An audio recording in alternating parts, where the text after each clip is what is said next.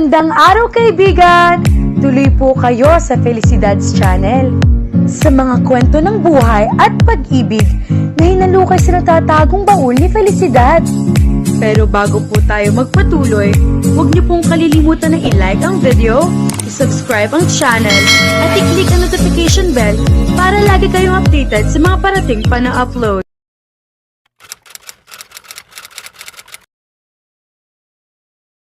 Naging matagumpay ang paglipat kay Nanay Nelly sa isang eksklusibo at malaking ospital sa Maynila.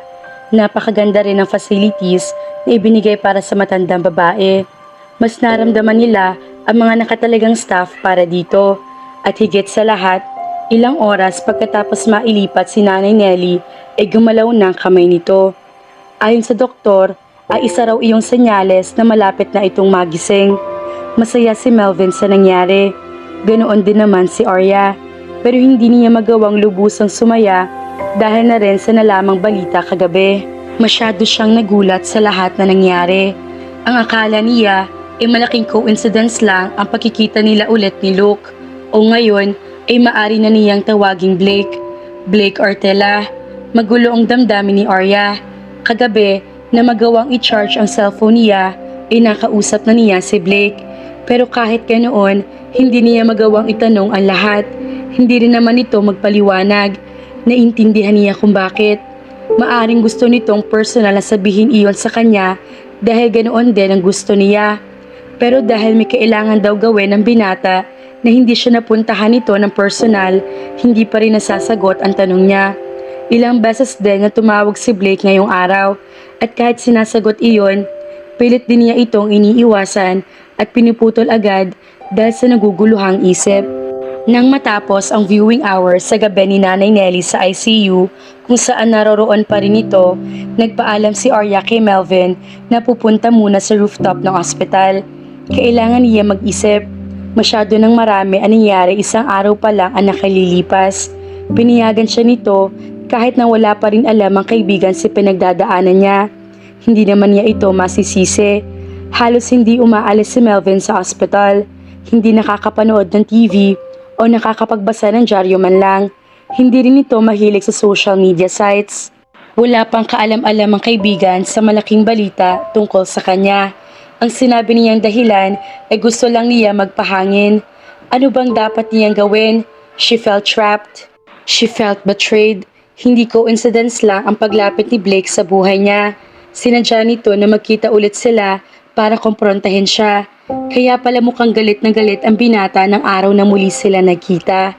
May kasalanan pala siya rito. Bakit ba hindi niya naisip na hindi siya kukumprontahin na makapangyarihang tao na iyon? Bakit hindi siya nagtaka kay Blake? Pero higit sa lahat, bakit nagsinungaling ito sa kanya? Bakit sa halip na kumprontahin ay nagkunwari pa ang binata sa kanya? Dahil doon ay naging malaki tuloy ang pagdududa niya kay Blake.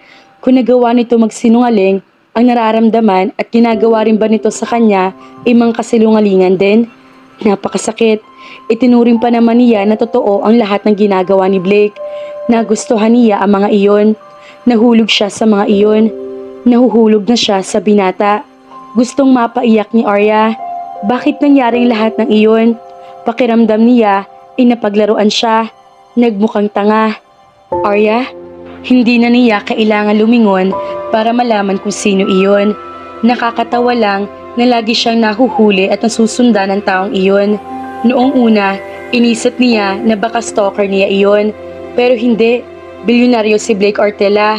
Madali lang nito mapapasundan ang isang kagaya niya at malaman ang kanyang ginagawa kahit hindi ito maksyon. Makapangyarihang tao ang binata sa kabila ng pagiging misteryoso. Anong ginagawa mo rito? Gabi na. Malamig din ang gabi. Baka magkasakit ka. Wika pa ni Blake. Nilapitan siya nito at ibinigay ang jacket na suot. Pero hindi iyon tinanggap ni Arya. Kumunot ang noo nito. Bakit? May problema ba? Alam ko, nagkaroon ako ng pagkukulang sa'yo dahil hindi na kita nasundan kagabi at kanina naman ay may inasikaso ako at kasama ba sa inasikaso mo ang pagpapalipat kay nanay sa ospital na ito? Nang malaman ang tungkol sa totoong identity ni Blake, ay nagkaroon na si Arya ng matinding hinala na maaring ang binata ang gumawa ng paraan. Nangako kasi ito na aayusin ang lahat. Dahil alam na niya na mayaman si Blake, inisip niya bigla na magiging madali lang sa binata ang pag-aayos ng tungkol sa kalagayan na itinuturi niyang ina. Isama pa, nakakilala talaga nito si Nanay Nelly. Noong una ay pinagtataka niya kung sino ang naging sponsor na matandang babae dahil halos lahat na kakilala nito ay kakilala rin nila ni Melvin. At wala silang kilalang ganoong kayaman na kaibigan ni Nanay Nelly na kaya ipalipat at sponsoran ang kondisyon nito. Pero ngayon ay hindi na niya dapat pagtakahan iyon. Kung ganoon ay alam mo na, iyon ba ang dahilan kung bakit iniiwasan mo ang mga tawag ko? Na kapag tinatawagan kita ay palagi lang maiikli ang mga sagot mo. Sinalubong ni Blake ang tingin niya. Naglihis si Arya ng tingin. Nagsinungaling ka sa akin. Hindi mo sinabi sa akin ang totoo. Ganoon ka rin sa akin. Ginamit mo ang pangalan ko. Ginulo mo ang privacy ko. Ako sa naman ito sa kanya. Natamaan siya. Totoong sinabi ni Blake. Maya-maya, isinalubong niya ang tingin nito. Wala siya nakitang galit sa mga iyon. Sa mga sinabi nito sa kanya, ay inaasahan niya na mayroon. Oo, nagsinungaling sa kanya si Blake. Pero tama ang binata. Nagsinungaling din siya. Kung titignan, ang may mas malaking kasalanan sa kanilang dalawa ay siya. Dapat ay magalit si Blake. Pero wala siyang kahit anong makita sa mga mata nito na ikinabigla niya. Mahal ko ang privacy ko. Hindi ko ginustong kahit sino ay may manggulo noon. You've been a distraction to me, but a beautiful distraction indeed. Kahit ginulo mo ang buhay ko, hindi ko magawang magalit. Dahil gusto ko rin naman na ginugulo mo ako. Gusto ko na makasama ka. Gusto ko na makilala ka ng lubos. Napalunok si Arya. Pagkatapos ng lahat, nagawa mong sabihin sa akin ng mga yan. Nilapitan siya ni Blake. Hinawakan ng isang kamay ng binata ang kanyang pisngi. Tila matutunaw rin siya sa tinging ibinigay nito sa kanya. Ngumisi pa ito. Hindi ko rin alam kung bakit. Kahit ang mga kaibigan ko ay nagtataka. Sa halip na pagalitan kita at parusahan sa ginawa mo sa akin, parang ako pa ang nagpaparusa sa sarili ko. Nasa halip ipinalapit ko pa sa akin ang nakagawa sa akin ng masama. But no, hindi ko kayang gawin na pagpaparusa iyon sa sarili ko dahil gusto ko rin iyon. Maari nagsinungaling ako sa'yo. Hindi ko sinabi, pero lahat ng ginawa at ipinakita ko na magkasama tayo. Totoo yun. Gusto talaga kita, Arya. At hindi ko rin gustong hayaan na maliitin ka ng ibang tao, kaya inamin ko sa publiko ang lahat. Pinalabas ko na boyfriend mo talaga ako at ipinakita ko pa mismo mukha ko para maniwala silang lahat dahil gusto ko maging mabait sila sa'yo. Ang respetuhin ka, ang hindi magawang saktan, maliitin at pagsamantalahan kagaya ng ginawa sa'yo noong shooting na iyon. Gusto kong protektahan ka. Isang pagkakamali lang ang article pero hindi ko akalain na iyon ang kapupuntahan nun. Sumakay lang naman ako sa mga nangyari dahil nakita ko kung paano ko nirespeto ng mga tao sa paligid ko. Nang malaman nilang may kinalaman ako sa isang nirerespeto at tinitingalang tao, nabigyang katuparan din ang matagal ko ng pangarap. Masama? Oo. Pero sa unang pagkakataon sa career ko, pakiramdam ko ay nagkaroon ako ng silbi. Kaya kinuha ko ang pagkakataon. Pero sandali lang ang lahat ng iyon. Nang tanggihan ko ang mga interview, hindi lumaki ang balita. Bumalik sila sa dati. Isama pa na hindi naging mabenta ang unang major ko sa commercial. Nasira ang lahat at kaya ako nang gumawa ng paraan. Umamin ako sa lahat para hindi na muli mangyari iyon. Simula ngayon, hindi ka na nila babaliwalain. Rerespetuhin ka na nila dahil ako na mismo ang umamin. Ang hirap paniwalaan. Sigurado ka ba sa ginawa mo? You gave up your precious identity dahil lang sa akin at hindi ka galit? Naintindihan mong ginawa ko? Oo, aaminin ko, noong una ay nagalit ako sa'yo. Pero hindi iyon ang unang pakikita natin at alam mo iyon. That day, you haunted me. Gusto ko ulit makita ka at ikaw pa mismo ang gumawa ng paraan. Sa paglipas ng mga araw, nagustuhan pa kita lalo at nang wala na ang galit, ang pakiramdam na niloko at ginulo mo ako. I guess what I feel for you is really that hard to overcome. I really like you, Arya. Hindi ko nahahayaan na masaktan ka. Damn my identity and all of the things that I gave importance to me before. All that matters now is you. Natunaw ang puso ni Arya sa ipinagtapat ni Blake. Gusto niyang sampalin ang sarili. Ginalaw-galaw niya ang ulo para gisingin kung sakaling isang panaginip lang ang lahat. Ikaw si Blake Ortela. Isa kang sikat na tao. Isang bilyonaryo. At nagagawa mong sabihin ang lahat ng yan sa akin? Hindi mo ba ako pinagkakatiwalaan, Arya? Hindi ko lang maisip na deserve kong lahat ng to. Simple lang ako. Napaka-ordinaryo. Don't think of that. What you are and what I am doesn't matter. Hindi ka naman ganito nang una mo ako nakilala, di ba? You even assumed that I was an ordinary painter. Dahil ang simple-simple mo lang manamit. Pumapayag ka sa mga pangkaraniwang gawain. Hindi ka nagrereklamo tuwing dinadala kita sa mga lugar na hindi naman madala sa pinupuntahan ng mayayaman. Paano ko maiisip na isa palang bilyonaryo ang kasakasama ko? Isa sa mga dahilan kung bakit hindi ko inamin sa iyo ang lahat ay ayaw ko makita mo kung ano makakaya kong ibigay sa iyo. Bumuntong hininga si Arya. Napakarami na nangyari. Hindi ko mapaniwalaan ang lahat ng ito. Hindi ko lubos maisip. Ang dami mo rin nagawa. Hindi lang sa akin, kundi kay Nanay Nelly. Maraming salamat doon. Alam ko mahirap bayaran ng tulong na ibinigay mo, pero ipinapangako ko na babayaran ko iyon. Huwag mong isipin ang tungkol doon. Hindi naman talaga malaki ang gusto kong kapalit ng mga ginawa ko eh. At least, that's not what I think. Tinignan ni Arya ng mataman si Blake. Aware na ibinabana ng binata ang kamay patungo sa kanyang baywang. Naramdaman niya yung unti-unting inilalapit ni Blake ang sarili sa kanya. Napalunok siya sa naiisip na maaring gusto nito. Lumakas din ang tibok ng puso niya. At ano naman iyon? Inilapit nito ang bibig sa tenga niya at bumulong. Just be mine. 1 week later, Arya never felt better. Sa nakalipas na linggo, pakiramdam niya ay maraming nangyari maganda sa kanya. Napakasaya niya. Ngayon lang niya naramdaman ang ganitong klaseng sarap at kaginhawaan sa maraming taon na pamumuhay sa mundo. Pakiramdam niya ay ang ganda-ganda rin ng mundo dahil masaya siya. 2 araw matapos nilang ilipat si Nanay Nelly ng ospital ay nagising na ito. Naging maganda ang respond ng matandang babae dahil na rin sa magandang treatment na ibinibigay ng magandang ospital na pinaglipatan. Ngayon ay nakakausap na rin nila at ayon sa doktor at base na rin sa obserbasyon, mabilis lang din makaka-recover si Nanay Nelly. Ilang araw lang ang papalipasin at makakalabas na ito ng ospital. Kitang-kita nila ang lakas si Nanay Nelly ngayon at maaari na itong iwan ni Melvin sa ospital.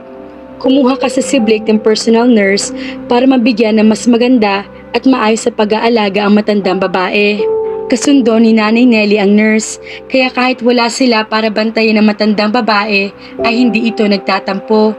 Dahil doon, nagagawa ni Arya na lumabas-labas. Sa mga nakalipas na araw, hindi lang ang mabilis sa paggaling ni Nanay Nelly ang nakapagpasaya sa kanya. Iyon ay si Blake. Sa buong linggo ay magkasama silang dalawa. Inilalabas din siya nito. Kagaya na lang na nangyari ng araw na iyon kung saan dinala siya ng binata sa property na pagmamay-ari nito sa Laguna. Isang farm iyon. Ang yaman mo talaga. Hindi napigilan mapuna ni Arya nang makita kung gaano kalaki ang property ng binata. Umiling si Blake saka kinamot pa ang ulo. Huwag mong sabihin yon. I don't like you saying that. Ngumiti siya. Nagustuhan niya ang ugaling iyon ni Blake. Humble ito. Naiintindihan din niya na kaya hindi agad inamin ng binata ang tungkol sa tunay na identity ay ayaw nito magustuhan lang niya dahil sa alam ang makakaya nito ibigay sa kanya dahil sa status sa buhay. Pero kahit ganoon, alam niya hindi lang iyon ang titignan niya kay Blake. Ilang mayayamang tao na rin naman ang nagtatangkang maligaw sa kanya. Pero dahil wala siyang nararamdamang espesyal sa mga ito, ay walang kahit sino nakakalapit, maliban kay Blake. Una pa lang, ay gusto na niya ang binata sa kabila ng lahat. Kahit hindi maganda ang una nilang pagkikita, hindi pa rin niya naturuan ng sarili na lumayo rito. Mas nanaig ang masayang pakiramdam kapag nasa tabi niya ang binata. At masaya si Arya na mas sinunod niya ang pakiramdam na iyon kaysa sa takot. Nilibot siya ng binata sa buong hasyenda gamit ang isang maliit na cart. Nag-enjoy siya sa paglilibot nila. Nang dumating ang tanghalian, ay sa gitna sila ng hasyenda kumain sa lilim ng malaking puno ng mangga. Nagbaon sila ng kanin, itlog na pula at kamatis. Iyon lang ang kinain ni Blake at Arya. Pero pakiramdam nila ay busog na busog sila. Napakasimple lang ng kanilang ginawa. Pero dahil kasama ang isa't isa ay nag-enjoy sila. Maya-maya ay naglakad sila sa taniman ng mga niyog para magpababa ng kinain. Hawak-hawak ni Blake ang kamay niya. "Bakit mo naisip na magkaroon ng farm?" tanong niya. "Alam mo na naman nung una na pinapahalagahan ko ng malaking privacy ko, 'di ba? I want peace. Iyon ang dahilan kung bakit ginusto ko na bumili ng farm. Tahimik dito. Maaari ako makapagpinta ng maayos. Gusto ko kasi palaging tahimik kapag nagpipinta. Isa pa, inaalala ko rin ang magiging status ko kapag nawala na ako ng inspirasyon sa pagpipinta. Kailangan ko ng sure income kaya bumibili ako ng mga properties. It's my investment aside from my investments in CCG." Tumango-tango si Arya. "May pagka-visionary ka pala. Naniniguro lang. Nothing's permanent in this world." Simple pero makahulugang sabi ni Blake. Sa paglalakad nila ay may nakitang kabayo si Arya. Naaliw siya. Bigla-bigla ay gusto niya na makasakay sa kabayo. "Hindi kalayuan mula rito ang stable ng kabayo. Pwede kitang dalhin doon, but I don't want you to ride. It's dangerous. Hindi gaano katame ang mga kabayo rito sa farm. Walang babagay para sa isang first-timer."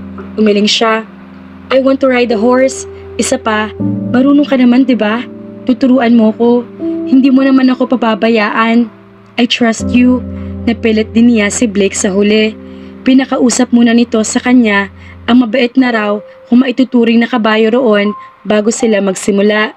Iyon daw ay para ma-establish ang bond nila sa isa't isa na kabayo kahit paano.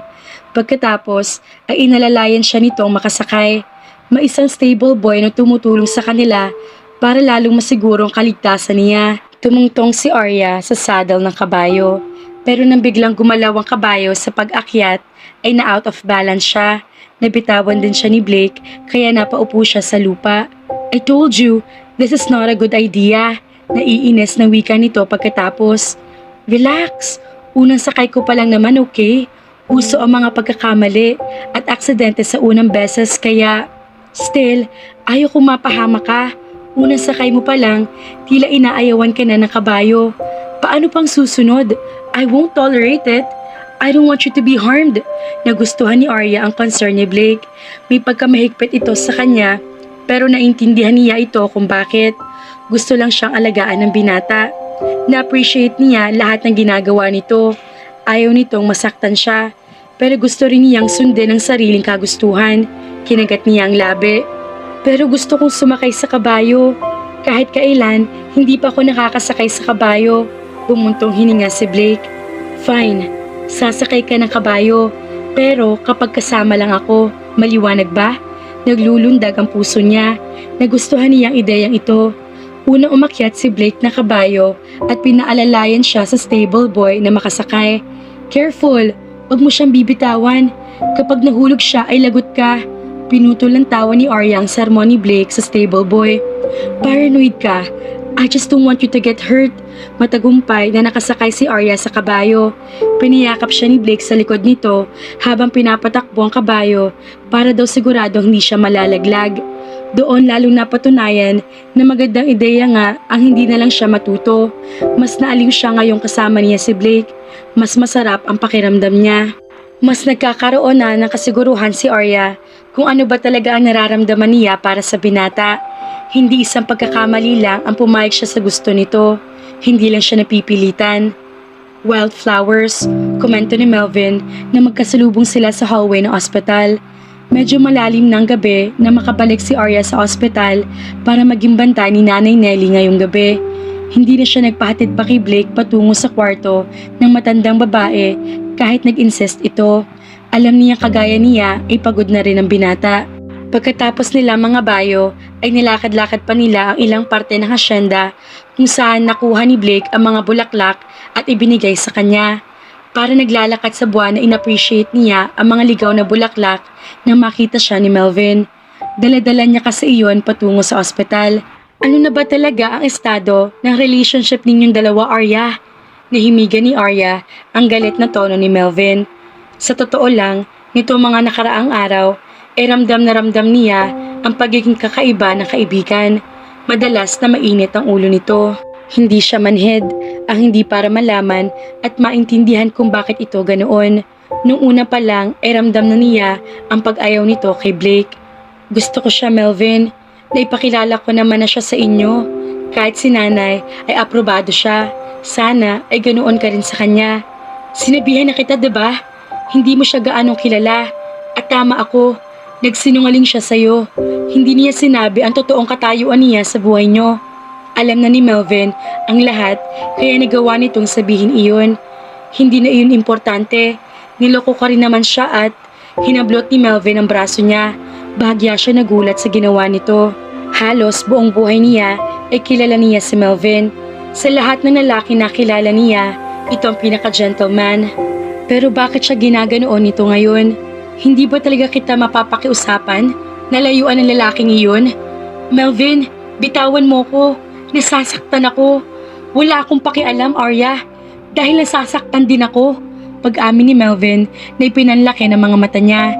Dapat ay inaasahan na niya na magtatapat ito sa kanya. Nararamdaman naman niya na may kakaiba itong nararamdaman talaga sa kanya. Ayaw lang niya pansinin dahil alam niyang hindi niya kayang suklian.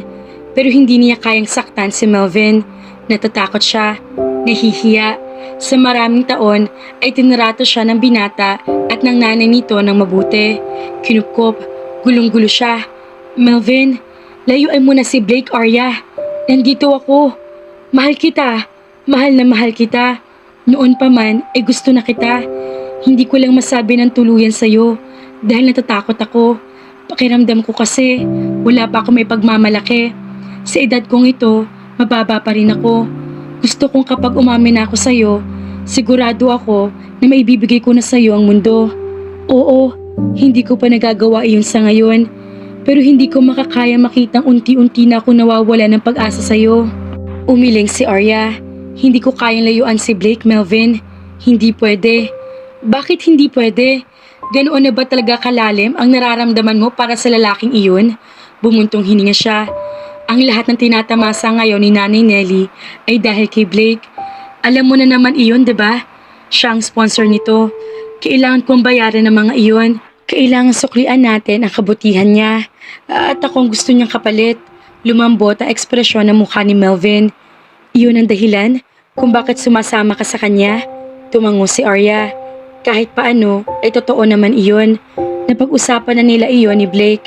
Pero alam niya na hindi lang iyon ang dahilan kung bakit ipinagpapatuloy pa ang pagsama kay Blake. Kung bakit siya pumapayag sa lahat ng lakad na gusto nitong gawin nila. Kung bakit patuloy pa rin siyang lumalapit sa binata. Gusto niya si Blake kaya siya sumasama rito. Nahuhulog na ang loob niya sa binata. Sa palagay niya ay mahal na rin niya ito. Pero kailangan niya magsabi ng ibang dahilan kay Melvin para hindi niya ito masaktan. Kailangan niya magsinungaling. Sinabi kasi ng binata na nasasaktan na ito. Kaya gagatungan pa niya iyon at sasabihin ang totoo, lalo lang sasama ang loob ni Melvin. Hindi niya gustong pasamain ang loob ng kaibigan. Lalo na sa pinagdadaanan nito sa mga nakaraang dahilan ay araw. Kailangan ni Arya ng kaunting panahon para mag-isip kung paano sasabihin ang katotohanan. Sa ngayon, ang natatangi na iisip niyang paraan ay ang magsabi ng kasinungalingan. But she promised herself that she will break it into Melvin gently soon.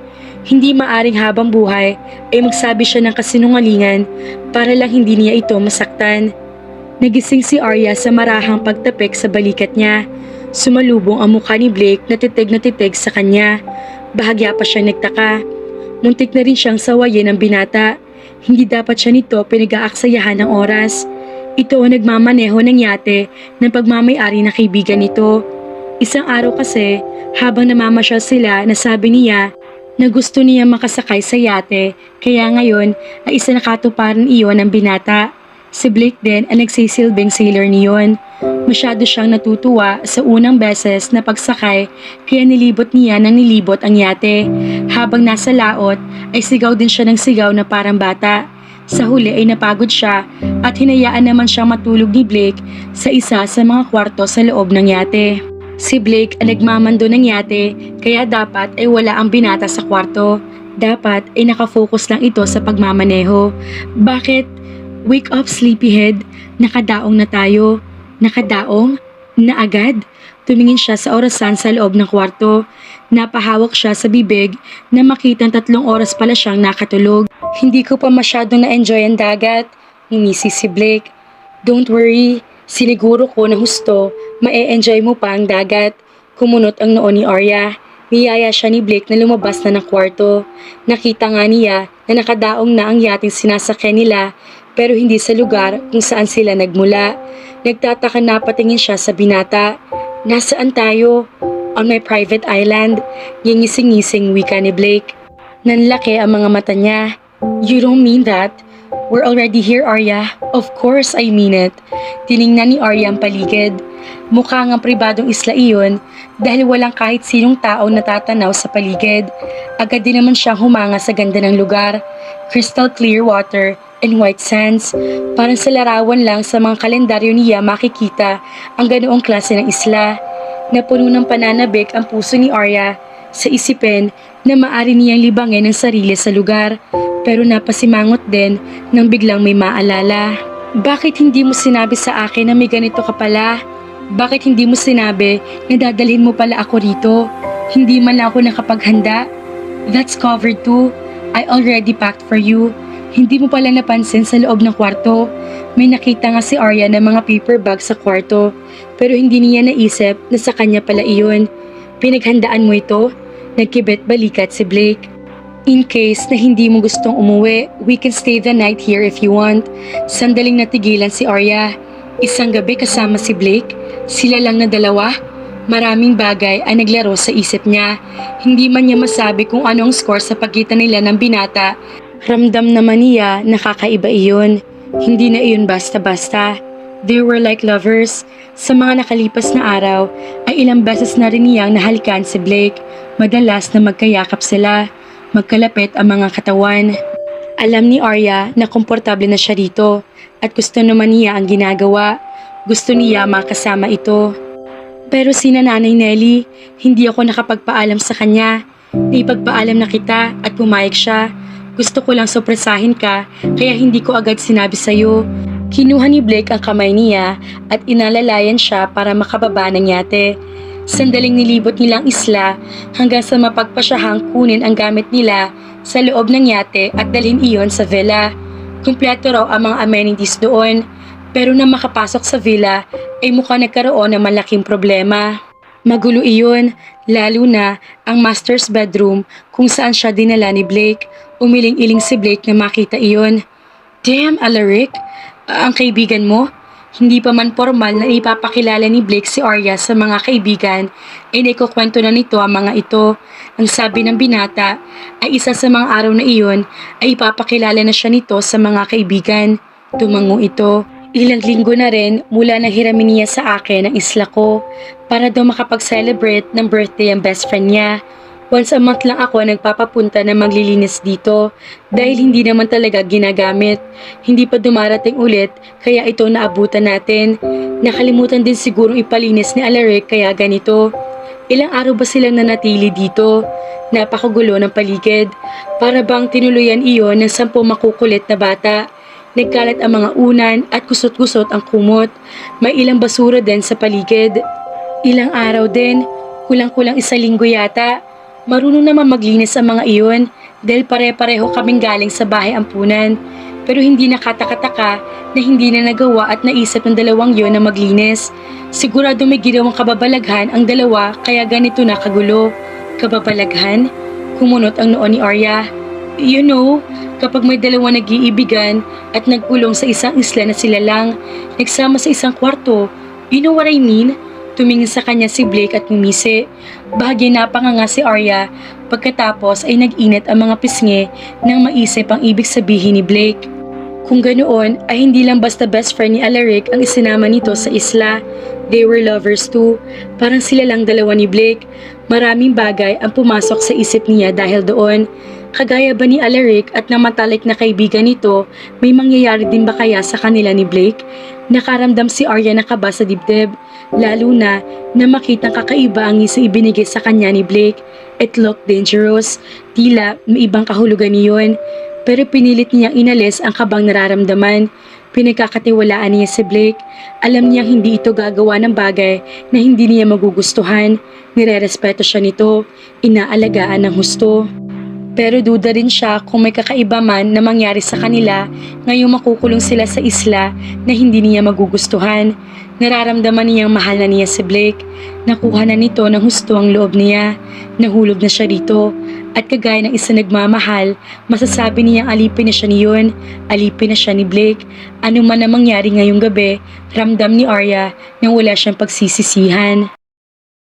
Madilim ng paligid, pero hindi pa rin nagpapigil si Arya sa panliligo sa dagat. Paano kasi, pagdating nila ng isla, sa halip ng unang gawin ay ang aliwin ng mga sarili sa paglilibot na matagal at maligo sa dagat, ginugol nilang oras sa paglilinis ng vela na iniwang marumi ni na Alaric. Madilim na nang matapos sila. Kumain sila ng dinner sa loob ng vela at pagkatapos niyon ay nagaya si Arya na maligo sa dagat na kanina pa pinanabikan ng dalaga. Dahil inaasahan ni Blake na magugustuhan ni Arya ang lugar at gugustuhin din na manatili at aliwin ang sarili, nihanda na niya ang mga gamit nito. Binilhan din niya ito ng swimwear. Ilang peraso iyon, pero kagaya ng inaasahan, ang pinakakonserbatibong sinuot nito. Kahit tank top at shorts ang suot ni Arya, pero ganoon, kuhang-kuha pa rin ito ang pansin ni Blake. Kahit yata hindi lang silang nasa isla, mapapansin pa rin niya ang dalaga. Napakaganda nito, kahit na simple, pino at konserbatibo itong manamit. Iyon ang klase ng ganda na kahit hindi suotan ng magagara at revealing na damit ay makakaagaw pa rin ang pansin. Maliwanag ang beach area ng isla dahil may mga ilaw sa paligid. May power supply sila roon at malakas pang signal. Pribado man iyon at medyo tago ay abot ang isla ng mga makabagong teknolohiya sa ngayon. Kaya kahit gabi na, ay nakita niya nag-e-enjoy pa rin si Arya. Kanina ay sinasamahan niya ang dalaga, pero nang sabihin na gagawa siya ng apoy para makapag-bonfire sila sa isla, ay pumayag ito na maiwan mag-isa. Nang magtagumpay na nagawa niyang gusto, ay lumapit ito sa kanya. Ang lamig! Wika ni Arya, saka tumabi sa kanya. Iniabot ni Blake ang towel at ibinalot sa katawan ng dalaga. Ilang sandali pa lang lumipas, ay nanginginig pa rin si Arya, kaya napagdesisyonan niya itong yakapin. Medyo tuyo na siya dahil na rin sa ilang ginawa. Hindi naman nagreklamo si Arya sa ginawa niya. Kaiba sa katawan niya na kanina pa nakakaramdam na kakaiba ng para dito. Pero hindi iyon napansin ni Arya. Lalo tuloy niyang napatunayan na inosente talaga ang dalaga. Bahagya tuloy nagsisisa si Blake na dinala niya ito sa isla. Oo, gusto niya si Arya. Nung una pa lang ay iba nang nararamdaman niya. At hindi siya magpapaka-ipokrito na isa sa mga dahilan kaya dinala niya ito sa isla ay para kahit paano makagawa sila ng mga bagay na hindi nila basta-basta magagawa sa ibang lugar. Gusto niyang masolo si Arya at lumalim pa ang kung anong meron sila. Pero sa halip na matunaw sa kakaibang tinging ibinibigay niya habang nakayakap ito sa kanya, ay iba pa lang nasa isip nito. Nasa nang malos? Mag-iihaw tayo ng malos, diba? Excited na ako. Parang bata ng wika nito. Kinuha ni Blake ang marshmallows at tinusok sa stick. Pagkatapos, ipinainitan iyon sa ginawang apoy. Nang makitang unti-unti nang natutunaw ang marshmallows, ay inalis na niya iyon sa apoy. Hinipan niya muna mga iyon bago inilapit kay Arya para kainin. Taste it, paanyaya niya rito. Walang pagkailan na ginawa iyon ni Arya. Lalong tumindi ang intense na pakiramdam kay Blake habang pinapanood ang dalaga na kinakain ng marshmallows. Marami siyang naisip. Bigla-bigla ay nainggit siya sa marshmallows. Mabuti pa iyon at malay nakakalapat sa mga labi ng dalaga. Sarap? Nakangising tanong niya. Hindi pa rin inaalis ang tingin kay Arya. Hindi niya mapigilan. Naiinis siya sa sarili dahil kahit simpleng pagtingin lang habang kumakain ito, ay iba nang nararamdaman niya. He wanted to kiss her. The fire was burning in his body just by looking at her. Tumango si Arya. Nang salubungin nito ang tingin niya, ay tila nawala ng pagkamanhid nito. Nang mamulang mukha ng dalaga, ay ramdam ni Blake na alam na rin ito ang iniisip niya. Ngumisi ulit siya, saka inilapit ang mukha ni Arya. How about something new to taste? Like me perhaps? Blake, naramdaman niya ang pagpoprotesta sa tinig ni Arya, pero hindi iyon na nakita sa mga mata ng dalaga. Nang unti-unting bumababa ang tingin nito patungo sa mga labi niya. He cupped her cheeks with his right hand. Wala na siya nakitang pagpoprotesta, kaya ginawa na niya na kanina pa iniisip na gawin. Blake kissed Arya. Kagaya ng gusto niya, hindi nagprotesta ang dalaga. Sa halip, naramdaman niya ang pagtugon nito, ilang sandali lang nakalilipas. Noong unang beses na ginawa ni Arya sa kanya, ramdam niya kawalan pa nito ng kaalaman sa klase ng halik na ibinibigay sa kanya. Pero hindi iyon naging dahilan para tumigil siya at hindi ma-enjoy ang nangyayari. Sa halip, ay nagbigay pa iyon ng dahilan sa kanya para lalo pang patagalin ang halik. Gusto niyang turuan si Arya, kahit na ba tila nakakatakot ang consequence niyon. Habang patagal ng patagal ang halik, ay tila nalulunod si Blake sa sarap. Alam niya mas mahihirapan siya kumawala. He was driving her crazy. Hindi na niya napigilan ang sarili. Lumalim ang halik nila at sa paglalim niyon, naramdaman na lang niya unti-unti na naihiga si Arya sa buhangin. Nakapatong na siya sa dalaga habang ipinagpapatuloy nila ang kaninang ginagawa. Wala siya naririnig na reklamo. Parang kagaya niya ay gustong-gusto rin nito ang ginagawa nila. Nag-e-enjoy si Arya. Gusto rin nito ang ginagawa. Sari-saring damdamin ang namuo sa loob ni Blake. Nangunguna na roon ang saya at pananabik. He felt so successful. Sa kanya na talaga si Arya. Sa mga nakalipas sa linggo ay ramdam niya iyon. At ngayong gabi, ramdam ni Blake na magiging kanya na ito ng buong buo. You're mine, Arya. You're mine. Only mine. Ungol ni Blake sa pagitan ng halik. I'm yours. I'm only yours, Blake. Ungol din ito. Unti-unting bumaba ang halik ni Blake sa leeg ni Arya. Lalong lumakas ang ungol ng dalaga na lalong nagpalala sa nararamdaman niya. He felt like he was really going crazy now. Pinalala pa ng mga pagtugon ni Arya. Alam na niya kung saan nakapupuntahan niyon. Kaya minabuti niya na bago pa man dumating ang oras na hindi na kayang pigilan pang lahat, ay tinapat na niya si Arya. I want you, Arya. Nararamdaman kong ganoon ka rin. Pero alam mo bang kapupuntahan ng lahat ng ito? Handa ka na ba? Namula na naman si Arya at lalo lang niyon pinag-igting ang nararamdaman ni Blake. She was enchantingly beautiful. Hindi mo naman ako sasaktan, diba? Sapat ng sagot ng dalaga para maging klaro sa kanya na pareho rin sila ng gusto. Gusto niya si Arya, pero gusto rin na irespeto ang gusto nito, kaya kailangan niyan tanungin iyon. Kahit paano ay kilala na niya si Arya. Alam niyang malaking bagay ang mawawala sa dalaga kung ipagpapatuloy nilang ginagawa. Kaya ang isipin din ay pinagkatiwala nito iyon ay napakahalaga sa kanya. Lalo nagbigay iyon ng kasiyahan sa kanya.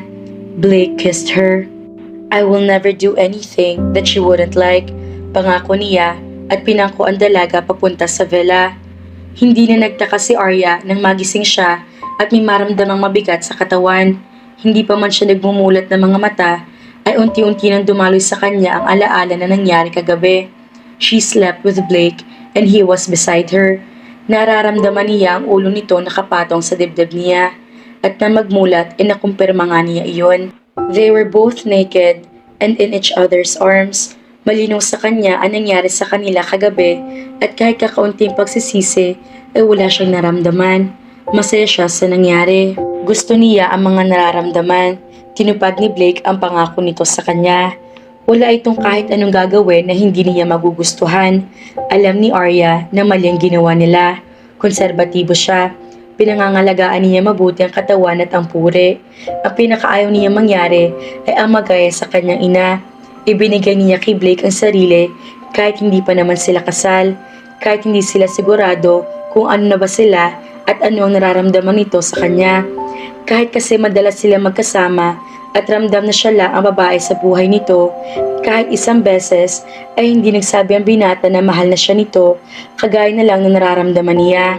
Iniisip na lang ni Arya na malaki ang pinagkaiba niyon sa trabaho ng ina dati.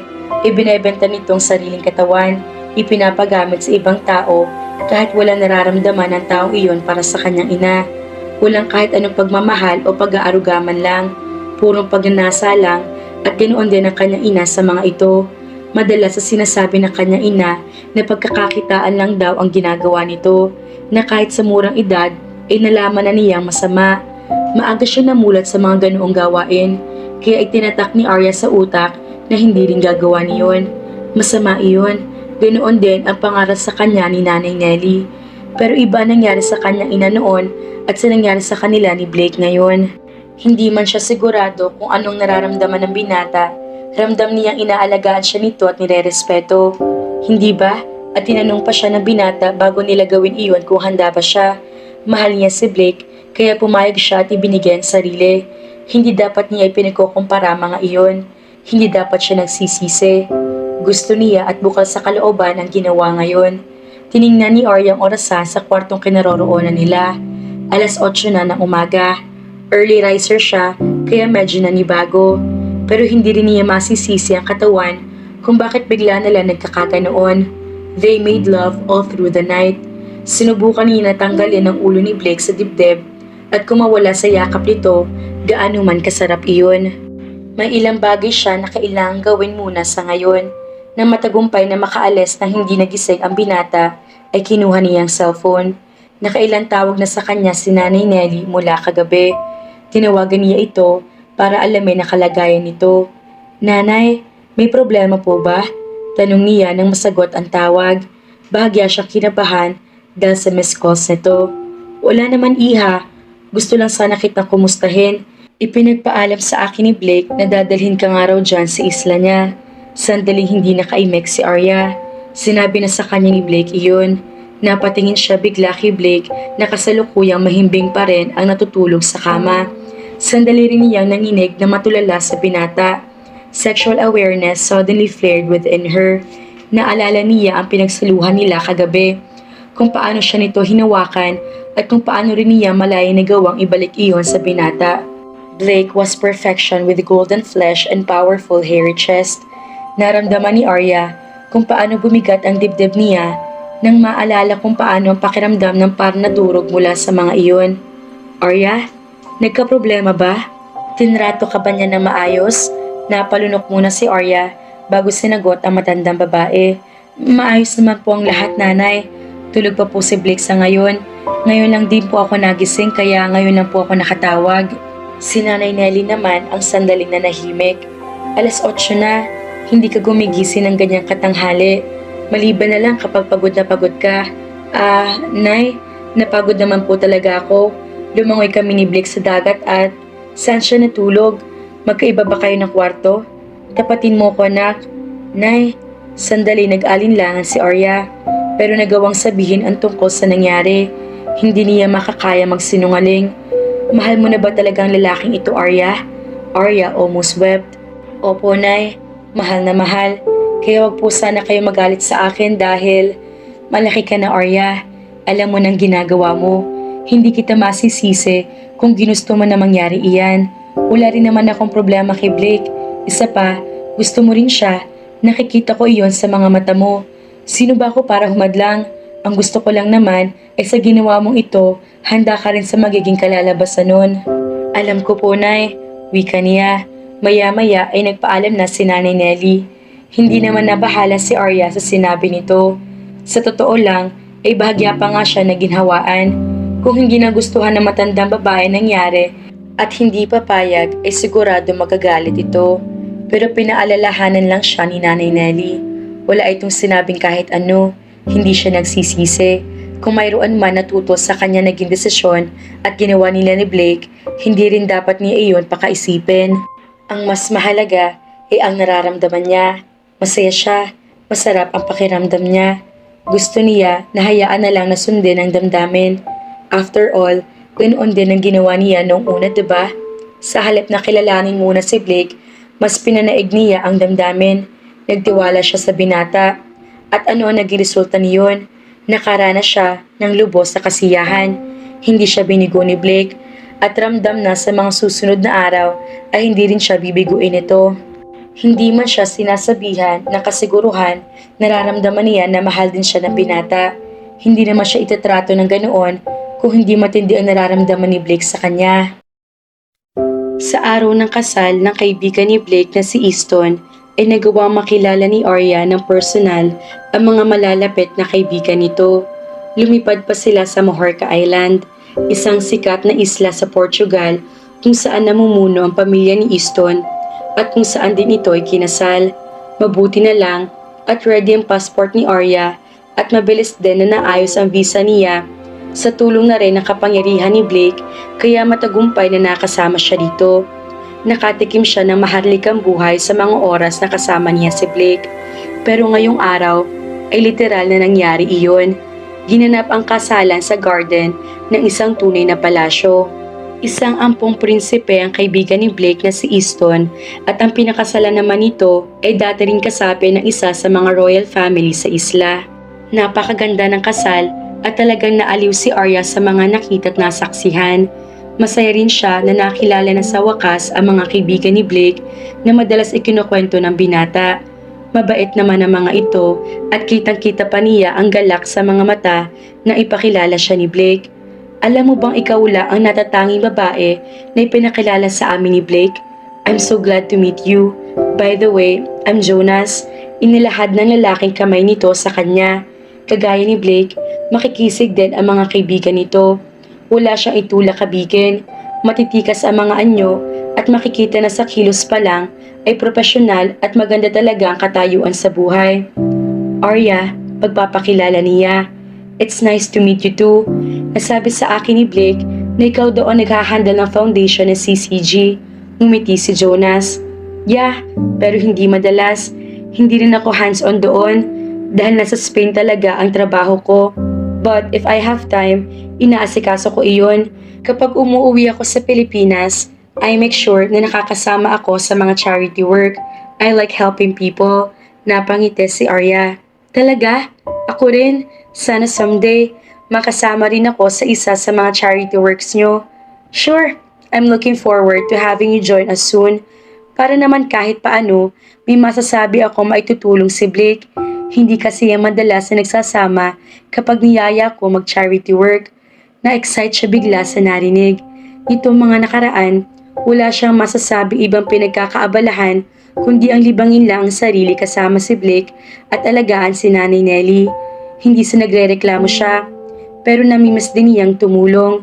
Mahigit 1 buwan na rin niyang hindi nakakasama ang magkakapatid na Mira, Joey at Hannah. Masyado niyang ginugol ang oras sa pag-aalaga sa 2 taong malapit sa buhay niya. Ni hindi na nga rin niya nakakapagtrabaho. Nang minsan kasing sabihin iyon kay Blake ay huwag daw siyang alalahanin iyon. Handa raw ito mag-provide sa kanya. Iniisip na lang ni Arya na nagbabakasyon siya. Kaya hinahayaan din na mangyari iyon. Masyadong masama ang pinagdaanan niya nito nakaraan kaya deserve niya iyon. Pero alam niya sa sarili na pagkatapos ng ilang linggo ay magsisimula na siya maghanap ng trabaho. Hindi na niya babalikan ng dati, na trauma na siya. Magsisimula ulit siya. Pero sa ngayon, hahayaan muna niyang sarili na maging masaya sa piling ni Blake. Sumunod na nagpakilala sa kanya ang iba pa mga kaibigan ni Blake na sina Nimbus, Alaric at maski ang groom na si Easton. Isinama pa ng huli ang asawa ng si Sofia. Alam mo bang kahit tahimik itong si Blake, kagaya ko rin yan dati. Secret playboy kunwari. Kilala kasi yan na mahilig lang sa mga one night stands, kaya nga wala yun na ipakilalang babae sa amin. Pero I think, nagbago na siya. Naniniwala ako dahil ganoon na rin ako ngayon. Inakbayan pa ni Easton ng asawa. Pagkatapos magkwento, tumingin si Arya kay Blake. Nakangisi ito pero mukhang hindi naasar. Sa halip ay inakbayan pa nga siya na parang ipinaparamdam sa kanya ni Easton ay ganoon din ito sa kanya. Humilig si Arya sa dibdib ni Blake at nang kabigi nito ang ulo niya at halikan, lalo pa niyang naramdaman ang contentment. Naramdaman niya na pinapahalagahan din siya ng binata. Sweet, komento ni Alaric. So ano? Kailan kayo susunod kina Nimbus at Easton? Ako kasi malapit na. Huwag na nating isama si Jonas.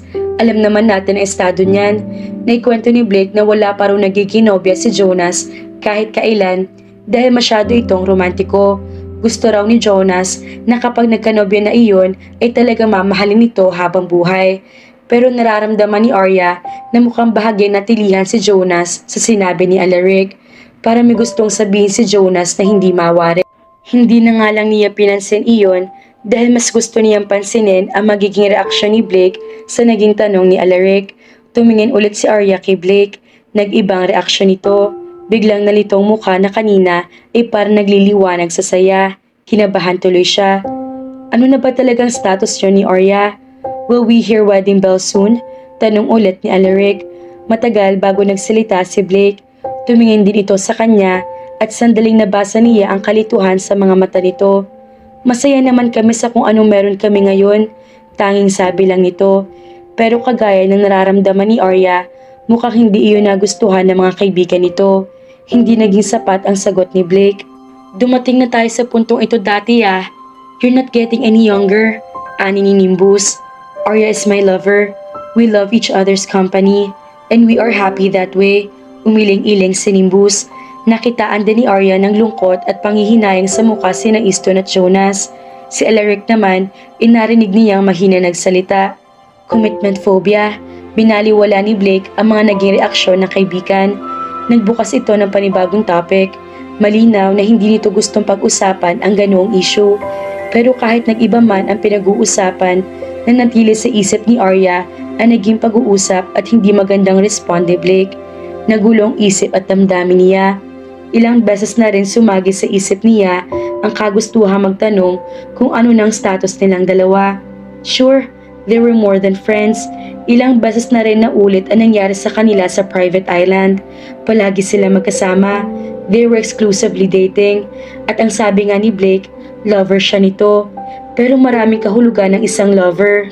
Noong teenager si Arya, madalas siya nakakapagbasa ng mga English romance paperback at marami roon ang mga heroine na sinasabi ng mga hero na lover ng mga ito. Ang madalas sa kinakalabasan ng mga heroine doon ay pang-mistress, isang babaeng ginagamit lang ng isang lalaki para sa isang sexual relationship. Ganoon ba sila ni Blake? Ganoon bang tingin nito sa kanya?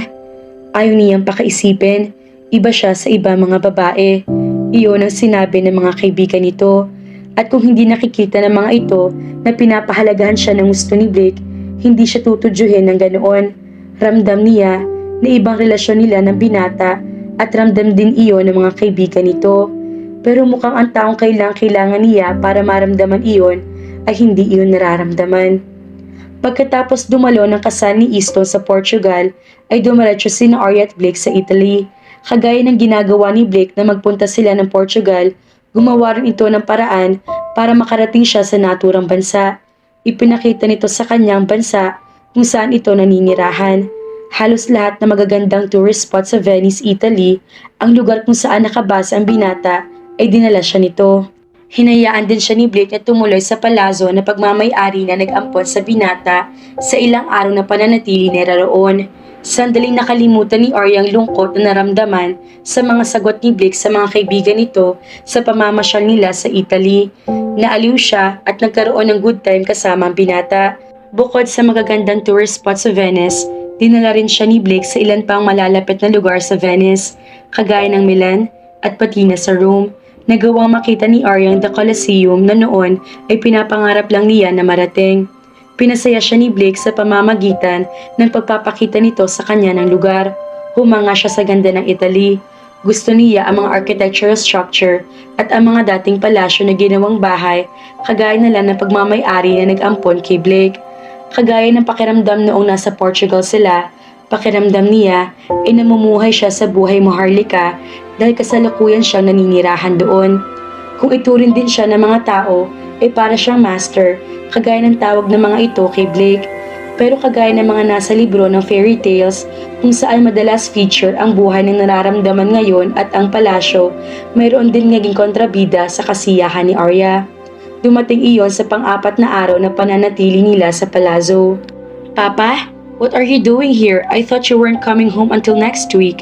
Nagtatakang tanong ni Blake nang madatnan nila ang matandang lalaki sa dining room nang bumaba sila para mag-almusal. Kumakain na ito ng abutan nila. Sa halip na sumagot ang lalaki na hulaan na ni Arya na nag-apon kay Blake, ay binigyan siya nito ng tingin mula ulo hanggang paa. Bahagya siya nahiya at na-insecure sa klase ng tingin na ibinibigay ng matandang lalaki.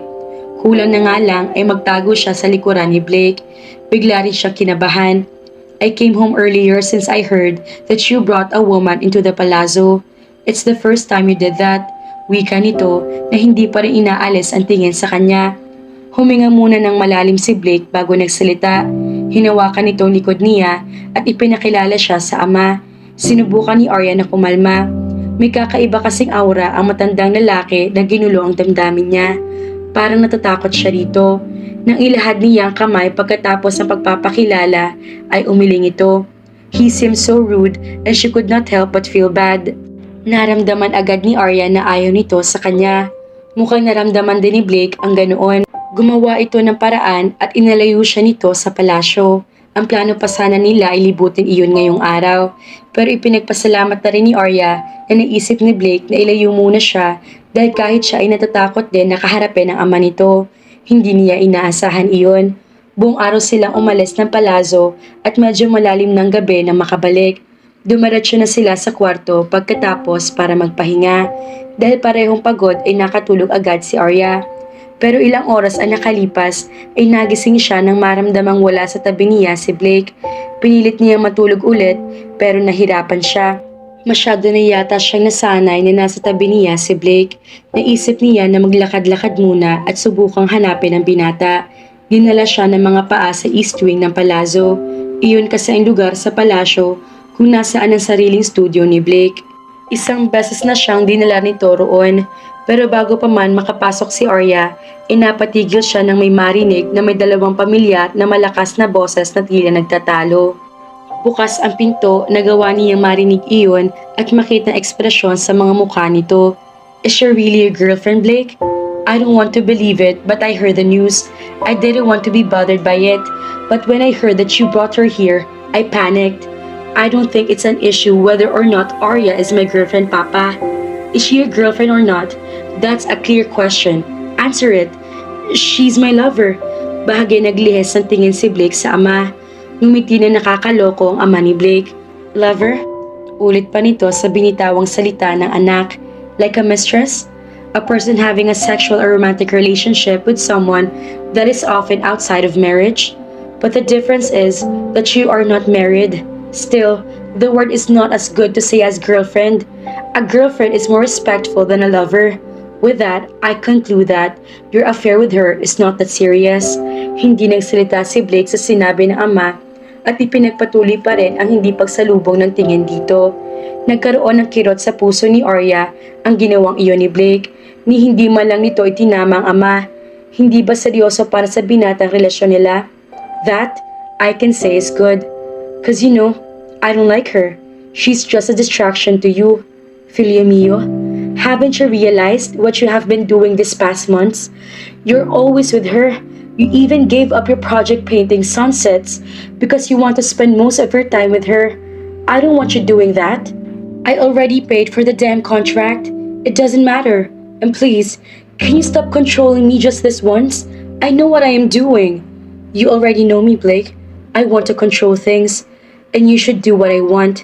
Stay away from that woman. Naging malakas na ang tinig ng matandang lalaki. Sinalubong ni Blake ang tingin ng ama.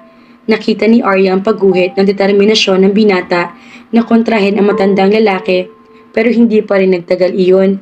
Ilang sandali ay ibinaba nitong ulo at hindi na kaya ipaglaban ang anumang gustong sabihin sa ama. Hindi na niya gustong marinig pang lahat. Oo, masaya siya sa mga panahong kasama niya si Blake. Nararamdaman niya na pinapahalagahan siya nito at mahal siya kahit hindi iyon sinasabi ng binata. Pero nararamdaman lang niya iyon. Kapag ibang tao nang kaharap nila at tinatanong kung ano ba talaga siya sa buhay ni Blake, palagi nitong itinatanggi iyon. Hindi masabi ng binata ang iniisip niyang nararamdaman nito sa kanya. Bumalik si Arya sa kwarto. Pilit niyang kinalimutan ng lahat. Mas inisip niya ang saya kaysa sa lungkot. Alam niyang maling paraan pero hindi pa niya kayang harapin ang realidad na alam niya nasa alanganin siya. Pero nang maya-maya ay bumalik si Blake ng kwarto at niyakap siya ng humiga ito, nag-ibang reaksyon ng katawan niya. Lumayo siya dito. Isa sa mga dahilan kung bakit nagtaka si Blake. "Arya, you're awake?" Hindi siya nagsalita. Binuksan ni Blake ang lampshade. Sinilip siya nito nang hindi niya magawang lumunin ito. Kahit ayaw niya ipahalata na may problema siya dahil natatakot na kumprontahin ang binata sa maaaring mangyari sa kanila, hindi naman ganoon ang sinasabi ng katawan niya. "May problema ba?" Bumuntong hininga si Arya. "Nagising lang ako at biglang may naisip." "Ano naman iyon? Ano ba talaga tayo? Ano ba talaga ako sa buhay mo?" Sinubukan na ni Arya na lingunin si Blake para makita kung ano magiging reaksyon nito. Hindi nagsalita si Blake. Sa halip ay tinitigan lang siya. "Bakit nakatiti ka lang sa akin? Bakit parang pinag-iisipan mo pang lahat?" Pinilit ni Arya na huwag hayaang pangunahan ng sakit ang boses. "Fine. Siguro nag-i-internalize ka pa habang tinitingnan mo ko. So, ano nga? Ano bang tingin mo sa akin? Kapag tinitingnan mo ko, anong nararamdaman mo? Gusto kong malaman kung anong iniisip mo habang nakatingin ka sa akin." Lumapit sa kanya si Blake. Kinuha nito ang mga buhok na tumatabing sa kaliwang bahagi ng mukha niya at inipit sa kaliwang tainga niya. Pagkatapos ay ngumiti ito. "Tinitingnan lang kita at naisip ko na if I lose you, it would be the best thing I will ever lose." Magandang sagot ng binata. Naramdaman din ni Arya ang sincerity sa sinasabi nito. Nang niyakap at halikan din siya, ay naramdaman ulit niya ang pagpapahalaga ni Blake. Pero kahit ganoon, hindi pa rin niya maiwasang maalala ang masasama nangyari sa nakaraan. Ang mga narinig sa ama ni Blake, ang tingin nito sa relasyon nila. Lover, like a mistress.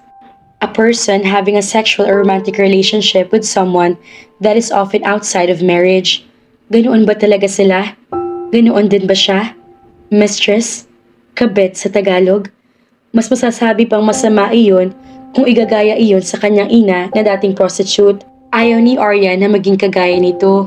Pero bakit pakiramdam niya ngayon ay mas malala pa ang lagay niya kaysa sa ina sa nangyari sa kanya ngayon? Hindi mapakali si Blake. Kasalukuyan na sa emergency room si Arya at pilit na pinapakalma ng mga nurse at doktor na nag-aasikaso rito. Isinugod niya ito sa ospital nang bigla habang natutulog sila ay nagsisigaw ito.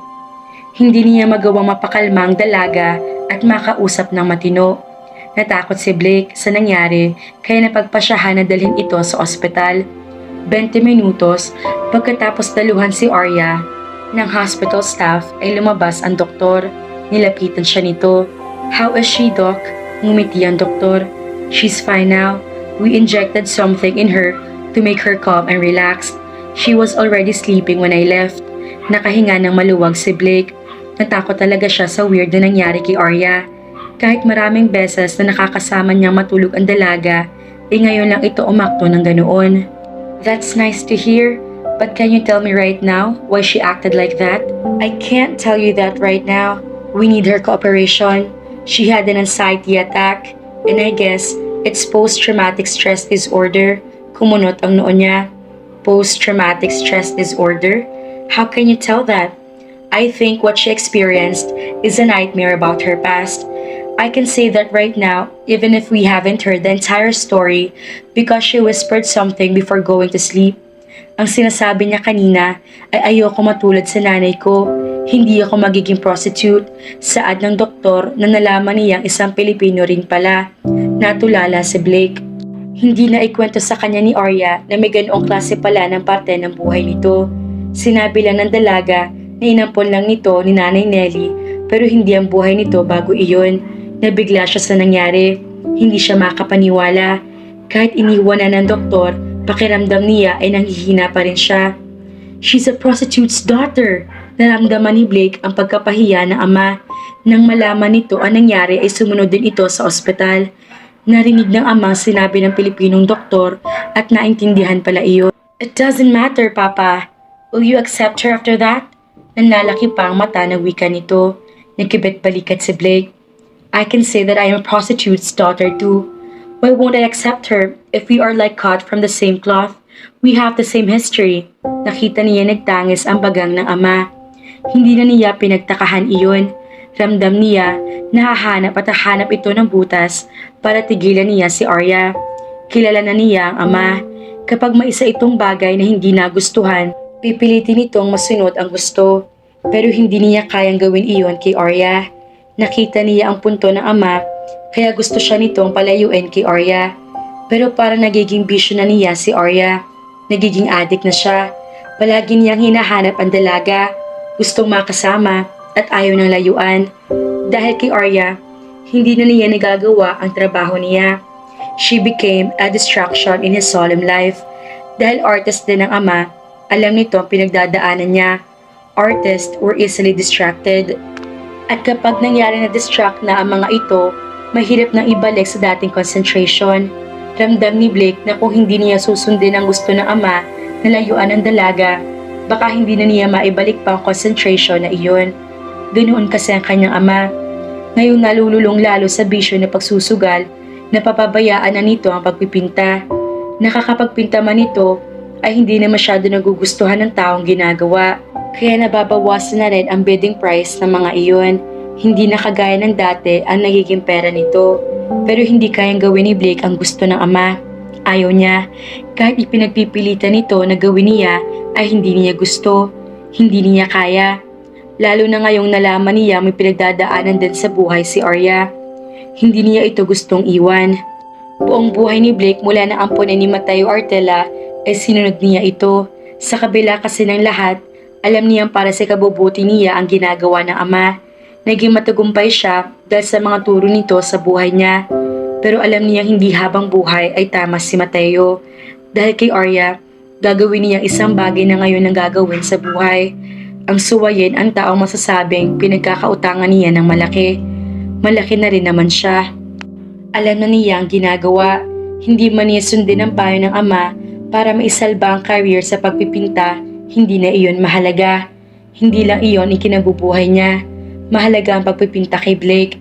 Sa loob ng maraming taon ay iyon ang mundo niya.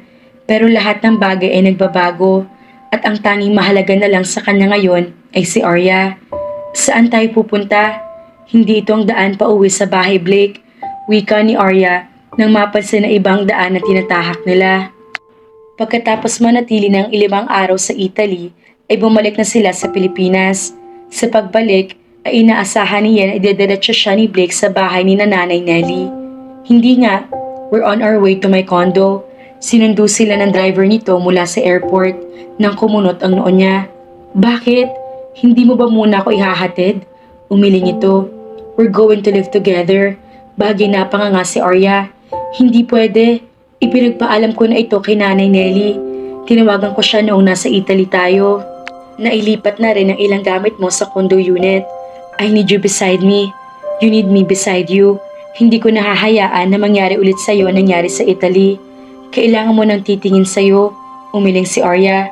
Kaya kong sarili ko, pero mas mariin ang naging iling ni Blake. No, Blake, you scared the hell out of me, Arya. Dahil dyan, mas nagkaroon ako ng urge na huwag kang hayaang malayo sa tabi ko. Kailangan ko protektahan ka at alagaan. May sakit si Nanay Nelly, kaya hindi ka niya maaalagaan. Hindi mo ba naisip na kapag nangyari ulit yun sa'yo, mag-aalala siya? Hindi niya kailangan ng aalalahanin sa kondisyon niya. Nandoon naman si Melvin. To hell with Melvin. Susundin mong gusto ko. Kailangan mo. Para si kabubuti mo rin naman to. Mariing wika nito. Napabuntong hininga si Arya. Kahit paano, ay naiintindihan niya si Blake kaya ito nagkakaganito. Nag-aalala ito sa kanya. Naging masama para sa binata ang nangyari sa kanya sa Italy kung saan nagkaroon siya ng nightmare. At kahit siya ay hindi magawang kontrolin ang sarili para kumalma, hindi iyon ang unang beses na nangyari iyon sa kanya. Noong nagsisimula pa lang siya bilang modelo, mas maraming mga lalaki ang nakapapansin sa kanya. Bata at bago kasi siya kung maituturing. Isang beses ay may kapwa modelong lalaki na nagkagusto sa kanya. Sinubukan siya landiin nito at ligawan. Sinubukan ni Arya na i-entertain ang lalaki pero tumigil nang malaman na may girlfriend na ito. Sinugod siya ng girlfriend nito at sinabihan ng whore. Naging malaking epekto sa kanya ng sinabi ng babae na paulit-ulit at tumatakbo iyon sa isip niya hanggang sa makatulog siya. Naalala niya bigla ang buhay ng ina at ang pangako sa sarili na hindi siya gagaya rito. At sa kalaliman ng gabi ay nagising na lang siya na nag-hysteria. Dinala rin siya ni Nanay Nelly sa ospital noon para lang kumalma. Hindi na nakipagtalo si Arya kay Blake hanggang sa makarating sila sa condo unit. Doon, nakita niya na kaayos ng mga gamit niya. Pero kung gaano kaayos iyon, ay ganoon naman kagulo ang nararamdaman niya. Sa tingin ko, hindi magandang ideya ito, Blake. Kumunot ang noo ni Blake. At bakit? I need to see you. Kailangan kong alagaan ka. At para magawa ko iyon, gusto kong magsama na tayo sa isang bahay. Malungkot ang mga matang tiningnan niya ito. Pero hindi mo naman ako asawa. Ni hindi mo nga masabi na girlfriend mo ko. Natigilan ng binata. Ipinagpatuloy niya pagsasalita. Narinig ko pinag-usapan ninyo ng papa mo sa Italy, Blake. Ginusto niya na layuan mo ako. Pinamukha niya na mababa akong babae. That I am a mistress, a whore. At ni hindi mo man lang itinama ang mga naging tingin niya sa akin. Huminga siya ng malalim. Ayoko maging ganoon. Ayoko ng tingin ng iba ay ibinabahay mo lang ako. Ayoko maging kagaya ng mama ko. Namutla si Blake. Iyon ba ang dahilan kung bakit ka nagkaroon ng nightmare ng gabing yun? Dahil naisip mo na kagaya ng mama mo ay naging mababa kang babae dahil sa akin? Tumango si Arya. Ilang beses siya nitong tinanong ng doktor at pati na rin si Blake kung anong maaring dahilan kung bakit nagkaganoon siya. Pero hindi niya magawang masabi ang buong detalye dahil natakot siya. Naguluhan din siya sa naramdaman. Anong gagawin ni Blake kapag sinabi nito na ganoon nga naging tingin sa kanya? Magigilty pang binata o aaminin nito ang katotohanan? Masyado siyang mahina noon. Ngayon lang niya nakuha ulit ang lahat ng tapang. Pinagkakatiwalaan man niya si Blake na hindi siya sasaktan nito, natatakot pa rin siya dahil sa mga nasaksihan sa Italy. Nabahala siya. Niyakap siya ni Blake. Naramdaman niya na bahagya pa itong nanginig. I'm sorry, Arya. I didn't mean to say that. Hindi naman talaga iyon ang ibig kong sabihin. Naunahan lang ako ni Papa at huminga ng malalim si Blake. Fine, you can call me your boyfriend. Kung ayaw mo ng salitang lover, it's fine with me. Hindi ako sanay sa mga ganoong klaseng salita. Dahil ni isang babae, wala pa akong tinawag na ganoon. Now, I expect you not to feel bad. We have a relationship. You're my girlfriend. You're mine. Dapat ay maging masaya si Arya. May maganda na siyang label sa buhay ng binata. May magandang pakinggang label kaysa sa ipinangangalandakan nito noong una na lover. Pero kahit ganoon, hindi pa rin naging masaya si Arya. Napansin iyon ni Blake. What? May problema pa rin ba? Huminga siya ng malalim. Tiningnan niya si Blake. Marami pa rin na gumugulo sa damdamin niya. Isa na doon ang maling pagsasama nila. Kitira sila sa iisang bahay pero hindi naman sila mag-asawa. Pero bahagi na intindihan niya roon si Blake bago pa lang sila. Hindi dapat niya pinapressure ang binata dahil hindi pa niya masasabing kilala na nila ang isa't isa. Magandang ideya ba talaga na magsama tayo? Narinig ko rin sa papa mo na distraction lang ako sa buhay mo. Na-guilty ako. Sinabi rin niya na hindi mo natapos ang isang proyekto mo nang dahil sa akin. I feel bad about it. Hinalikan nito ang noo niya. Siguro nga tama siya. Distraction ka nga sa akin. But you are a beautiful one. You are my beautiful distraction. Baliwala ang lahat dahil masaya ako na kasama ka. Ganoon din naman ako. Pero naisip mo ba na hindi pwedeng habang buhay na ganito tayo? Na parang lagi nasa bakasyon at parang walang pakialam sa realidad? Kumunot ang noo ni Blake. Anong ibig mong sabihin? Kailangan din nating ayusin ang sarili-sarili nating buhay. Kailangan hindi lagi tayo magkasama. Ayaw kong lagi nakaasa lang tayo, Blake. Masaya rin ako na nakasama ka. Pero gusto ko rin tumayo sa sarili kong paa. Kapag tumuloy ako dito sa unit mo, siguradong gugustuhin mo lagi na huwag akong umalis. O hindi kaya, ay bibili ako ng pangangailangan ko. I need to have my own life too. Kailangan kong kahit paano ay lumayo ako sa'yo. Kung magsasama tayo sa iisang bahay, mahirapan ako. Kilala na kita, mahilig ka rin magkontrol sa mga bagay. Ang sinasabi mo ba sa akin ay gusto mo magtrabaho ka ulit? Tumango siya. Dumilim ang mukha ni Blake. No, I won't let you take on that job again. Alam ko, you don't have to worry about it. Hindi na ako babalik sa trabaho na yon. Maghahanap ako ng bago. At ano namang klaseng trabaho iyon? Bumuntong hininga si Arya. Hindi ko pa alam. Alam ko magiging mahirap dahil sa loob ng 7 taon, ang pagmamodelo lang ang naging career ko. Hindi rin ako nakapagtapos ng pag-aaral. Pero gagawa ko ng paraan. Ayaw kong mahirapan ka. I can provide for you. Susubukan ko magpinta ulit. Hell, kaya ko mag-provide sa'yo kahit na hindi ako makapagpinta pang muli. Dahil ginulo mo ng mundo ko.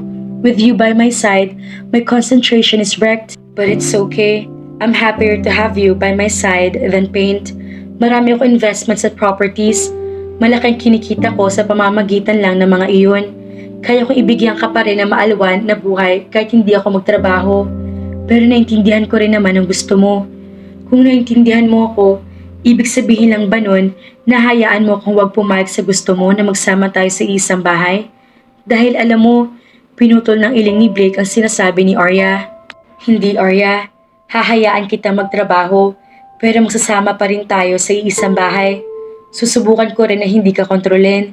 Lalong sisiguruhin ko na hindi ka na kailanman pa mapapahamak sa susunod mong trabaho. Anong sinasabi mo, Blake? Hinawakan nitong mukha niya. Hindi ka na mahihirapan pa maghanap ng trabaho. Cause I'm giving you one. You'll work for CCG. Mga kafelisidad, live-in ang gustong mangyari ni Blake.